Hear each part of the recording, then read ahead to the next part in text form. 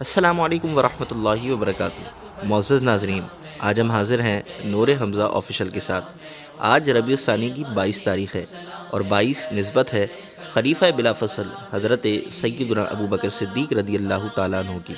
جس طرح ہر ماہ کی 11 تاریخ کو سیدنا غوث اعظم دستگیر رضی اللہ تعالیٰ عنہ کی اور 6 تاریخ کو سیدی خواجہ غریب نواز رضی اللہ تعالیٰ عنہ کی ماہانہ فاتحہ کا اہتمام کیا جاتا ہے، آپ احباب سے درخواست ہے ہر ماہ کی 22ویں شریف کو سیدنا ابو بکر صدیق رضی اللہ تعالیٰ عنہ کی بارگاہ میں خصوصی ہدیہ ثواب کا اہتمام کریں۔ جان سے پیاری ہم کو ہے 22ویں، جان سے پیاری ہم کو ہے 22ویں، یوم اقدس گئے مولا صدیق کا، یوم اقدس گئے مولا صدیق کا۔